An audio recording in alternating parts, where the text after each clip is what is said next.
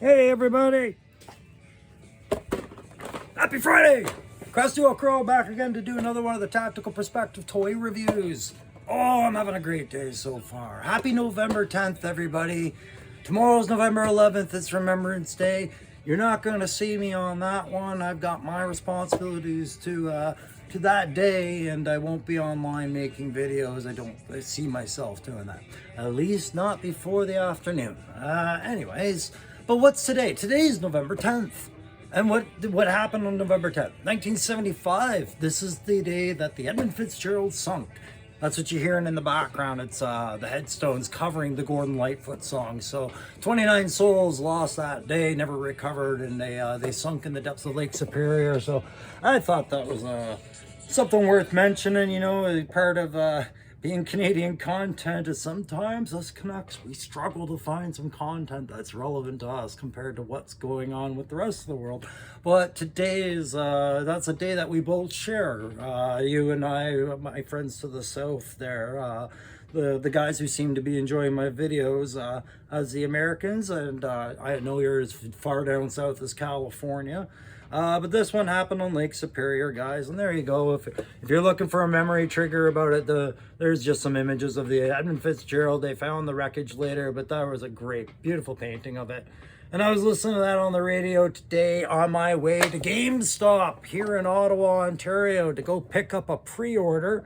Oh, they called me yesterday and I said, you're going to have to wait till Friday. Friday was when I was freed up in my schedule to go and pick up the pre-order they told me about. Number 104 in the series, guys. We have Helix here in Ottawa, Agent Helix. And there's an air of mystery to Agent Helix that I just can't even begin to describe in a single opening statement about her. But she did shock me with her sudden appearance, because I thought I was ahead of the game and learning and listening on the YouTube channels as a 50-year-old man. And I had been listening to the word that Ripper was the early release that everybody was going to see up here. And so when I saw that they had called me, that's who I expected to say.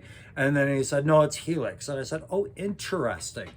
So yeah, this morning I hopped in the old car and heard the Edmund Fitzgerald and realized what the date was. I was like, that's cool. And yeah, tomorrow's going to be a different kind of day for me. You guys know me. I've got that background in the Army, and I know a lot of you guys are vets too. And I bet you more than a few of you got maybe some mixed feelings tomorrow about stuff, maybe some great feelings, and maybe a few of you don't have such good feelings. And you know, I'm in a good place about Remembrance Day, but I wasn't always, and some years are rougher than others. So if you're one of those guys that I mentioned, I get you. But enough about that. Let's talk about Agent Helix. Why it cheered me up so much was clearly, you know, this is going to be a rough week, right? So going into it happily with a brand new figure and a brand new mold. And guys, we have broken the 100 series into the Joe line. As you can see, 104. I feel like Hawk must be 101, 100 or 101 or 102. But she is 104. I didn't pay attention to whether Hawk was 100 or not. I'll find out soon enough. That was one that I was kind of hoping was in, but it wasn't. So you got that digital render on here, and there is something going on the background. I'm going to talk about it in my next video that I want to draw attention to. But you can see she's in front of the SWAT van there, right? And so she's about to storm into that house with those Lotus blades up, and you can... Yeah, it's a good digital render. You got that side art, and then you got the digital render of what you're getting in the box itself with the pistols and the Lotus blades, I guess they are, the kukri, whatever, Gurkha style knife, and then the twin katanas with the black blades and a backpack that she's able to sheath them on. Did I think this was a cool character before? I did. I just, you know, I mentioned it in my video about the pre-orders and the validation of the pre-orders and predictions and whatnot, and this validated it, because I do not feel this is going to be a peg warmer. I feel there will be there'll be a limited run where you're going to not see these for a bit. Maybe not so much Helix, but definitely Hawk and Shockwave. But I do think Helix might disappear off shelves pretty quickly. And it's not because she had a figure in 1983 or 2 or 4 that I knew about. And when I was collecting, I collected right up till about 96, 97, or sorry, 96, 97, 80s, Ryan. You're that freaking old. All right, let me just swallow my pride for a sec. So 82 to 87, I collected G.I. Joe. God damn it. Anyways, she came along in the 2000s as part of a comic and a video game crossover. She did get aftermarket figures in that 2000s era before I classified that I was not tracking. But this one has a question mark to it. It's the story of a Band-Aid. So I did some reading up on Helix a little bit. I'll just finish up with the box. You continue to have that box art that we're used to with the digital renders and where they want our eyes to focus. On this one, the height measurement, we now know, most Joes are 6 foot to 6'3". She's coming in at 5'9". So it's a smaller sculpt, and it is noticeable. It is when you stand her next to other Joes. And then the story of the Band-Aid is out there for us to learn about. And I only have a theory. I couldn't find the direct answer, but I have a theory. And then she has a right arm monitor of some sort, or digipad, or tech there. We'll just call that tech. There's those PCF, primary combat functions. There's one that's got a skull. And so she's qualified either brain surgery or assassin for sure. But great box art. I'm very happy with the overall box. I did rip mine, but I mean, in the end, my gaff, give a fuck, is low on that. Leave go gobbledygook, enough about the box. So, the story of the Band-Aid isn't my own original question. It was something that came up as I started kind of looking at the sculpt of Helix, and I asked why it was a Band-Aid, and I saw that many people were asking, why is there a Band-Aid? And I don't think I ever really read the answer, guys. But I do have a theory. So we're just going to call up her file cards that are available once I close everything out. And we'll just discuss them. And like I do in my show, I'll eventually get around to doing my head-to-toe inspection on the character and give you a tactical and playable grade. As well as just some nuances based on my military experience, what I think of this character. Do they make sense? Or are they just a really great fictitious version of something that could have existed in another universe? Or are they terrible? She's not terrible, so let's not worry about that. So here we go. What we know about Helix. Here, I'm going to call up this file card. Just as I show you, and you can see the background, I've got that box art up there, and I've started displaying mine in the background. So it's going to end up there right after this video, because today's a twofer, guys, and I'll tell you why after. All right, so for this file card, her code name is Helix. Everything else is classified. She's int, right? So, she's an alpha level operative, blah, blah, blah, blah, blah. Basically, this chick is CIA lone operative. This is the equivalent of Snake Eyes, okay? But what they do talk about is she is a unique individual who possesses a form of savantism that grants her total organic battlefield awareness. Remember in my predictions video, I talked about the Taskmaster who could analyze their foe, spot the vulnerabilities, and exploit them. That's what she does, right? Everything she sees has a data set. Okay, that's important to my theory. Field conditions, enemy positions, ammunition count, and threat assessments, making her a living combat computer. A master of Muay Thai, Wing Chun, Shongji, or whatever, however you pronounce some of these, Kendo, and fencing. Helix had comped in a official and underground, or it's supposed to say competed, but they've misspelt that. Helix had competed in official and underground tournaments. Let me close that. Some of these tournaments have been to the death, but she would walk out and engage in combat with a lifetime practitioners of the art and walk out without a scratch.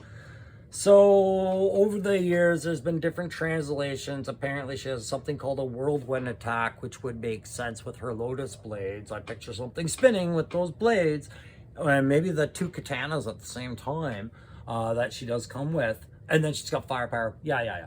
Okay. So just exploring the character, I was looking for what she had for body armor. I wanted to confirm that she did have body armor because I found the sculpt interesting and it is a new mold. But I also noticed there was art with her with a band-aid. So as I get into the figure, and we're going to that next, and I'll show you everything I know about what can spot worth mentioning about the figure. I'm gonna theorize about the band-aid. Okay, so that's enough about Agent Helix. All right, maybe you saw the hint for the next video. I don't know. So let's get down to the nitty-gritty with it, and let's just drop this camera down one. Here we have Agent Helix, and oops, and a bad camera again. And yeah, she kicked the crap out of a trooper. You know, that's what she does. She's like a snake, guys, and if there's a trooper around, she's gonna kick the crap out of it. Despite the fact it's not even a Cobra trooper, because it's the only trooper I had laying around.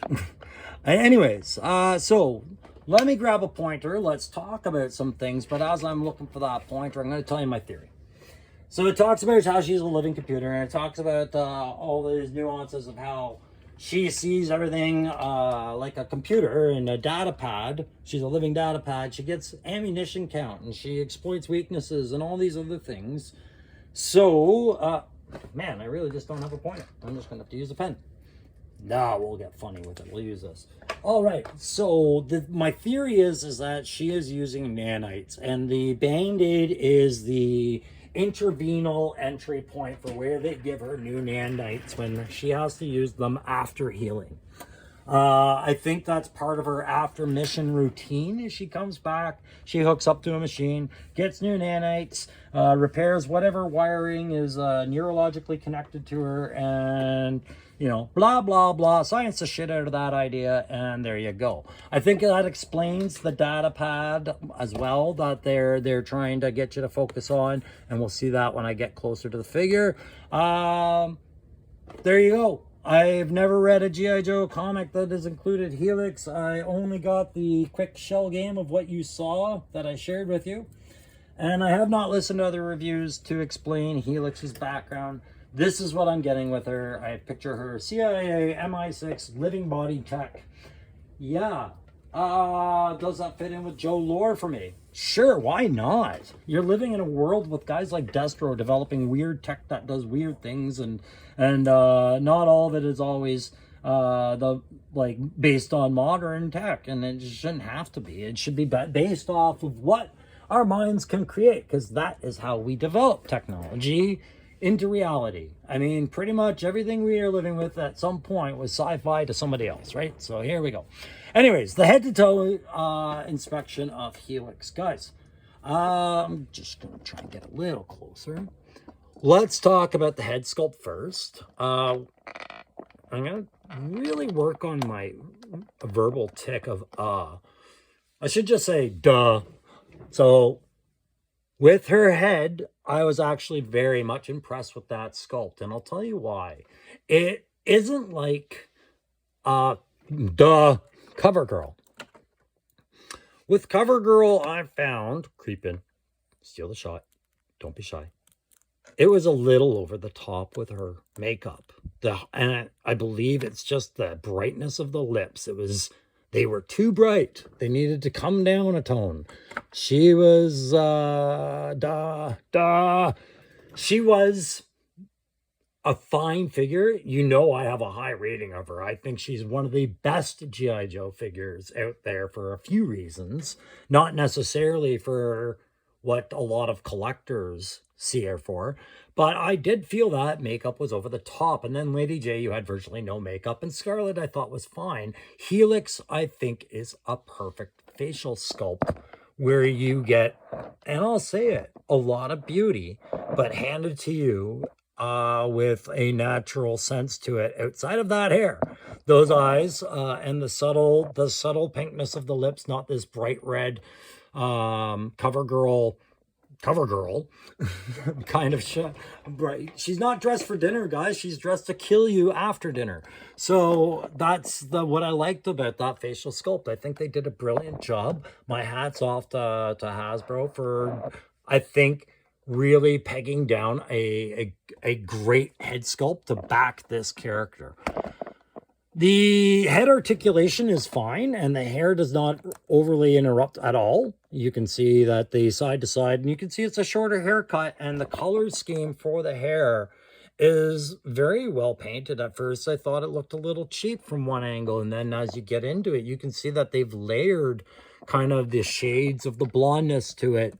So it's not just a straight up one shade blonde over the dark black or dark gray or darker feature, right? And in the comics and what I've seen of her, this is usually more separated. Like it's usually black on yellow in the comics and in the art, if I remember correctly. Mentioned or maybe I'm remembering it wrong. No, they made more of a bigger deal of it in the comic, right? So they muted it down, and I think that was the right call. They did a really good job, because I think back to when she came out, and I believe it was around 2004 or 2002, and I think about what the trends and styles were back then, and with her character, committing to a recent past trend hairstyle. I think they navigated that well. Good job. Well done, bro. Well done, Hasbro. So moving on, you can see that it doesn't affect any of the up-down articulation. Her Kill Bill style jumpsuit, it begins with the yellow, and you can see it's broken up with that chest harness. And she's got that gray undersuit. It breaks up well. It works as a motorcycle suit. I can see it being paired off with, say, let me grab one right here. This is the kind of character that has a lot of potential. If you wanted to use that head elsewhere, you could put one of the extra Cobra Coil helmets on there, and it works, right? So there's a lot of potential to this design as far as where it can fit into your Joe Army. Where I was going with all of this is the Kill Bill. She kind of reminds me of an assassin meets a Dunder Mifflin warehouse worker. Like she's ready to sit up in the rafters and jump at you from the lighting system. That's what the gray on yellow reminds me of. Pardon me. And I don't know why that thought can't escape me. But then again, of course, it also reminds me a lot of the Uma Thurman Kill Bill character, and I feel like that was a lot of the intent to that, was to make it feel like Uma Thurman in a degree. So it almost made me, it was after I had gotten the character that I saw the Kill Bill potential, because they did it subtly enough, and they put their own nuance to that. Moving down the torso, you have the breast line kind of pushed out, and it's not because the designers wanted to over-sexualize the character. They did this for a very realistic sense, and I want to pay them a little bit of credit, if I may. I know I don't have any women in my demographic, and that's fine. Maybe that's best, because I always say gents and guys and things like that. However, if there are any women out there, they might be able to chime in, as my wife, who is also a service member in the Canadian Armed Forces, who just retired, can attest to. Sometimes the uniform doesn't account for women's body types very well. And for this one, you can see that this chest harness is so tight, it is pushing her breasts forward and in. And this bustier is the support, right? And it doesn't look like it's probably the most comfortable chest rig for her to be wearing. I don't know. However, it is realistically done. There would be tension just under the armpits, the way these are done. The way that chest harness would come across would draw the fabric inward towards her sternum and then downwards, as that belt would push down from the sternum downward. So enough attention to that feature. And what I wanted to look up was this stomach design. This is where I was like, interesting. So is this an entirely new mold, which I thought it was, and I'm pretty sure most of it is. And I don't care if it is or isn't. Really, it's got nothing to do with what I like or dislike about a character, usually. But this ribbed plated stomach armor I thought was brilliant. I know it's a part of the original comic and video game design of the character, and it translated really well to this action figure. And I'm seeing a ton of potential in that for remolds with future female characters in the line, especially army builder types, because it is body armor and not something like fabric where it only works with certain styles. Body armor on a troop builder character is going to be always welcome, right? So interesting. I think we're going to see this mold somewhere else down the line. And I could easily see there being a Night Force or even possibly a Tiger Force or other variant of Helix. I would love to see a Desert Commando or Arctic version. You guys know I'm big on those ones. Those are the two environments I worked with in the army besides forest. You know, like if I didn't train in the forest, I was in the deserts of Afghanistan and stuff like that. Or I was up north in the snow all the time, freezing my ass off with a map, screaming about the suck factor, right? So I want to see more troops in Arctic cam, and I want to see more troops in desert cam. So I'll try to mention that a different way, a different time. Moving down this figure, the gray pants and everything like that, I do think that is a new texture design, and she's got these awesome hard pack hip holsters. Her utility belt, which I kind of glazed over, you can see that she does have mags for a weapon that she is not in possession of, or these might have some sort of creative detail like their charges. If somebody knows from the video game or the comic if these are actually something that you've seen before and you know what purpose they serve, please put put them down in the comments, because you guys know I really read the comments and I appreciate what shows up there. It furthers my education. It's inspired me to start watching the cartoon from certain points, right? So I am doing that. Anyway, she's got those grenades, and then there's her kukri or her machete style combat knife, and it's got this hoop in there, and you guys are going to hear me talk about that hoop in my next video again, probably, because it's something that should have been included on another figure but wasn't, but strangely enough was on this one.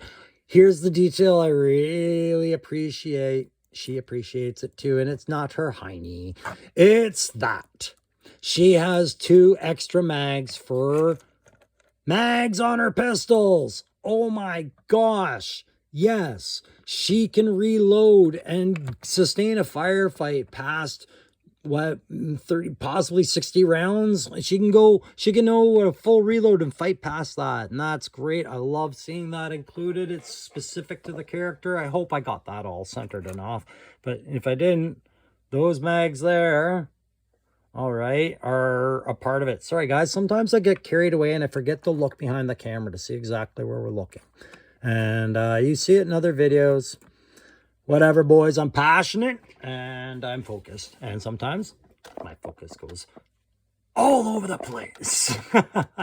All right, we're working down the pants to those knees, and here is my issue, because I'm going to get to the arms and the guns later, but the knee. I have a singular issue with my Helix, and that is, and you can kind of see how I've got that whitening around that pin. And what that is, guys, is somewhere in the molding process, this pin didn't go in the right way. And you can see my knees bent at a peculiar angle, just ever so slightly. Right? And if I were to bend it inward, you could see where the gap. So what I'm going to do is I'm going to heat that up, and I'm going to bind that overnight with a lot of tension and see if that repairs it. I would never take a figure back over a small defect like that. You guys know that I still have my nunchuck right back there, and his 2 left feet, or right feet, or whichever they were, right? I don't want to go through the entire process of returning a figure and taking a new figure off the shelf for someone else when they are as hard as they are to get. If it were an old figure, like say a Dusty that I was buying for the first time, or perhaps Cover Girl, prime example, I would have no problems taking it back. But when it's a brand new figure, and it's an issue I can either live with or I can fix myself, I'm not taking another figure off the line for someone else. That's just it. And it's not about being noble or any crap like that. It's just, that's not how I'd want it done to me. You know, I'd like, you know, you could have gotten the brand new, say, General Hawk, and there was one left in the store, but the guy comes back and returns a defective one and takes that one away right in front of you. You know, you'd be like, crap, it would sour it. You'd understand, but it would sour it because it was over a defect, right? So, and you'd wonder how bad was his defect, right? There you go. That's how I kind of look at that. Anyways, I liked her boots. They do remind me a lot of Scarlet boots. I'm not sure if you might have seen those in the line. I don't have the other Scarlets besides the one that you've seen in my other videos with the Snake Eyes Origin. Sorry, guys, I got a warning on my phone that I had to deal with at the same time. But overall, no issues with the boots, but they look like they have these little thrust packs on the back. So maybe they are original for sure. I never noticed that really until just now. So maybe that's got a lot more to do with the video game and to do with leaping and the things her body can access as far as ability, right? So I wanted to talk about these Lotus blades and then separately about the pistols. The Lotus blades are very articulate, and I'll talk about the swords after too.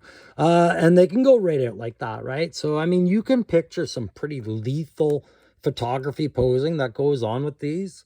And they are hinged in two places, at the wrist gauntlet itself, and it is an up-down hinge, right? And then there you go. So her Lotus blades are actually really cool. I have not put them on other characters to see how they look, but it reminds me a lot of like the Predator or Aliens, or even like if there's any comic fans out there, the Iron Spider from Civil War back in 2004. These kind of striking blades I'm a fan. Now, are they sci-fi? Sure, absolutely. I would never see these in the army, and I don't expect to. But I am a big fan, and they've got a lot of character potential. But why I'm a bigger fan of it? These are some of the first figures in the series. And I'm saying these because I have another video to follow this one up, that are coming with loadouts that have been considered, and this one had a huge playability consideration to it. When I say considered, they're either considered or they're not considered enough. And with Helix, it was considered really well.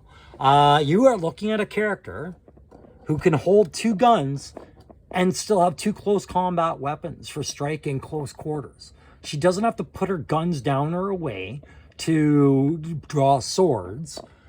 She can strike with Lotus blades. And so there's a lot of posing potential and conceptualization to that, right? Is she going to be graceful? Well, when she runs out of ammo, I wouldn't want her to try to do a rush with her reloads with those blades on there. But, I mean, like, you get where I'm going with it. And then if you were to ditch those two pistols and put these two katanas, which I'll pull out now, in her hands, then you get an idea of what that whirlwind maneuver must have looked like in the video game. A spinning fury of blades and decapitation and body parts everywhere, right? I did like the blackened blades. It kind of works with her character theme, but it's definitely not for any tactical reason with yellow hilts. Like blackened blade, you've heard me before, when you're in a reconnaissance and a more covert environment, blackening your blade reduces glint and glare from the sun catching it, thus, you know, reducing your ability to be revealed by natural stuff. So on that character, that is strictly for show, not for function. Anyways, overall, really happy with this character, but be careful with these pistols, guys. I asked in my predictions and pre-orders video, I said, I wonder if these are going to be magazines that come out. And they're not. They are one-piece pistols, and they do fit beautifully into those side holsters. They're going to get by beautifully, guys, I mean very snug, right? Very snug in the side holsters. And they don't go anywhere when you're moving the figure around or it accidentally tips over like it always does with me, right? But be careful. The plastic they are using currently on the finer parts of the weapons is not the same, I don't think.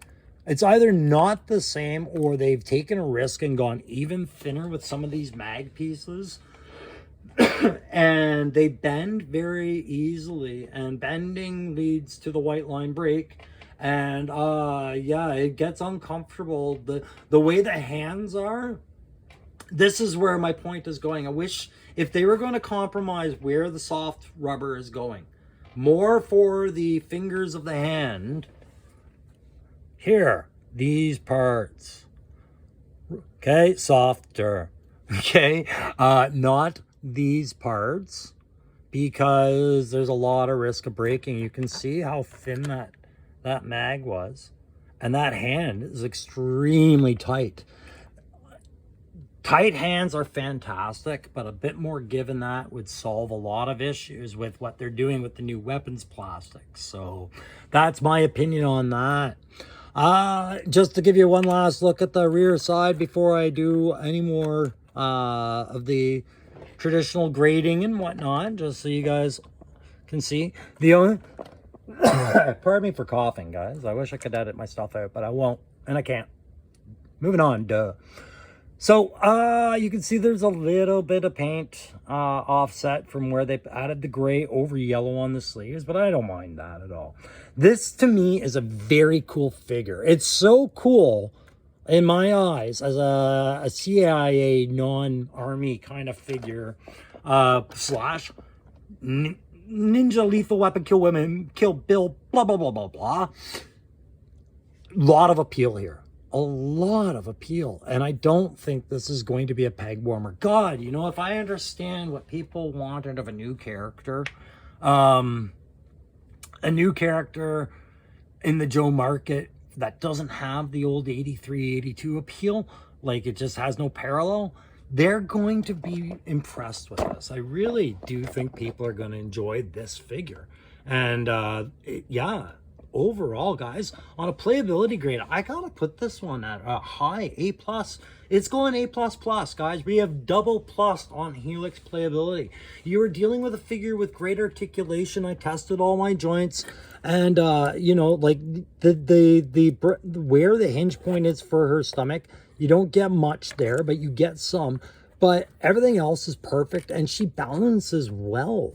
I didn't have any problems with thin wrists or thin elbows like I did with, say, the Steel Legion Core Trooper or Steel Core Female Trooper. Her elbow hinge I found was extremely fragile compared to this. This is a well-constructed figure, and I can forgive my knee shit because, honestly, I look at it this way, guys. Anybody who thinks you're going to get 100% quality control on every single figure when you're producing at the scale Hasbro is doing right now is insane. You're not going to get 100% perfect return. There are going to be defects. Molds are going to get manipulated through temperature and all this other crap. Shipping containers are going to go up in the air and across different time zones and air conditions and blah, blah, blah. Science, crap. I am a realist. I need to learn, and I have learned, that just because I have a high bar doesn't mean you don't accept the things that come under that bar just out of principle. If you are, then you are a serious collector, and you're doing that for that serious collector reason. I am not a serious collector. I am a Joe fan. You're a Joe fan. These are great sculpts. A++ for this figure's playability. Tactical. Yes, sure. She can fight and shoot. She's got extra mags for reloads. If those silver things on her belt are charges of any kind, she is disruptive of hell. If that is computer drives that she has stolen from somewhere, she is outfitted for stealing without having a backpack. She got those boot thrusters. Not a big fan. I don't believe in Iron Man. Iron Man is like Santa Claus to me. That's a lot of big tech inside a little small space. Yeah, maybe as a boost gust, like you know, like compressed air, like what you use to use the computer. It blows compressed air, and she can jump an extra 2 inches. Anyways, and the facial sculpt. The facial sculpt to me was the best move they could have with this figure. If you're going to put the figure out there that has no original comparison from the 80s market at these price points, you're going to say this figure may not be recognizable to some of our fans. Fans like myself. Fans like some of you who might be out there right now. And then the younger fans might absolutely recognize her. But this is a great character. Tactically, with the fighting blades and the swords and all of this and what she is told to us as being an intel operative and a lone wolf. And remember, and it even says on that great card I showed you earlier, like she is tied to General Hawk. She's coming in the same release as General Hawk. They even did that well. It's like simultaneous in this release. Hawk and this secret agent he's been keeping away from the Joes are now joining your collection. Helix is here, gentlemen. Helix is here. So tactically, I'm going with an A+ tack. I'm going A+ tack on this one. So overall, Helix is joining the list as one of the figures that are impressing me the most this year. She is bounding past guys that I had some problems with, like Nunchuck and even Lowlight, man. And I loved Lowlight. But yeah, well done for Helix. Guys, that is it for this one. You are going to see me put up another one almost right after this one on the next purchase I did today. I was shocked because I went back, I was popping in and he said, just make sure you check back with us later because we might have another one. And I did. We have, whoa, just kidding guys. No. Next video is going to be Shockwave. See you then.